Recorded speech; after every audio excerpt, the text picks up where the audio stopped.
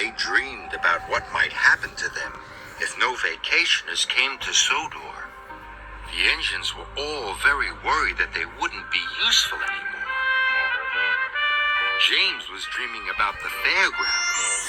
James dreamt he was a carnival game. Lots of children were lining up, and so was Sir Topham Hatt. The children threw lots of balls at James, and one even knocked the coconut out of his funnel. "I don't like this," groaned James. "I was much happier when I was a clean and shiny engine." But it wasn't only James who was having a bad dream. Gordon was having a bad dream too. Gordon dreamt he was put in a playground. Children were swinging on it. They slid down his slide, and they climbed all over it. "The indignity of Gordon. I wish I was a real engine again." Edward dreamt he was a scarecrow. He sat in a field, up to his axles in mud, and Farmer McColl didn't seem to care.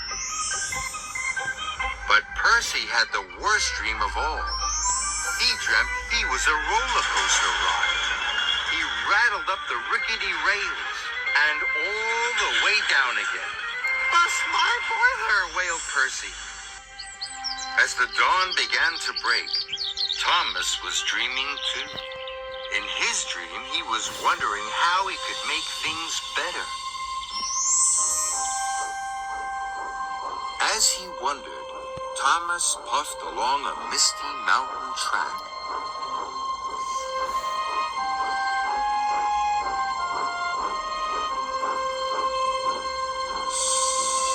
And there was Lady. Lady was a very special steam engine. She worked high up in the mountains. Lady was shunting freight cars with Rusty the diesel engine. Thomas was surprised. "We always finish our jobs when we work together," puffed Lady.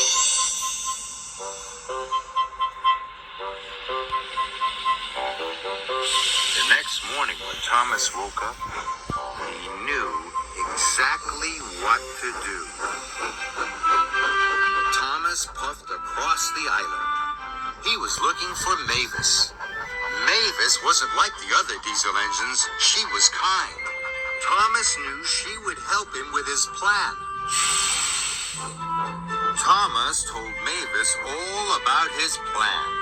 Thomas wanted the steam engines and the diesels to work together. Mavis agreed. "It is the only way to get the airport open." "But how will we get all of the engines to work together?" asked Thomas. "First, we all need to talk to each other," said Mavis. Then Thomas had an idea. "Let's have a big meeting with all of the engines at the coaling plant tomorrow," he puffed. Thomas and Mavis went to see the other engines to tell them all about the meeting. Thomas told Percy, then James, then Emily. Mavis told Diesel, then Harry, then Bert. Soon all the engines on the island knew about the meeting. All of the engines except one. Thomas wanted to tell Diesel 10 about the meeting. But as he got closer and closer, Thomas got frightened, and he puffed quickly away. He was sure Diesel 10 would never work with the steamies anyway. Thomas had told the engines about the meeting, but it had taken a very long time. Thomas was too tired to go back to Emily's sheds. So that night, Thomas slept outside. He pulled slowly into a siding. The forest was dark, but Thomas's lantern shone brightly. Thomas wanted to tell someone all about his adventures that day, but he only had an owl for company. Emily Emily wondered where Thomas was. He must be staying with Percy, she puffed. Emily was pleased. She had the shed to herself again. But without Thomas, it seemed a little too quiet. Hearing all about the day. She even missed the sound of Thomas's sleep whistle. The next morning, all of the engines went to the coaling plant.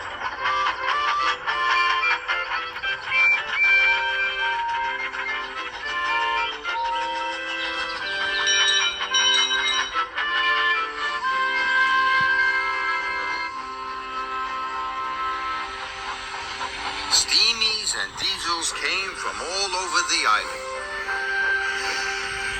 The coaling plant was very busy. The plant manager was surprised. Why are all the engines here at the same time, he wondered. He went to telephone Sir Topham Hatt. Sir Topham Hatt was sitting down to eat his cream donut. But then the telephone rang. The plant manager told him all about the engines. "I'll be there at once," said Sir Topham Hatt. The engines were waiting to start the meeting, but Thomas was missing. "I am sure he'll be here soon," said Mavis. Thomas was racing through the countryside.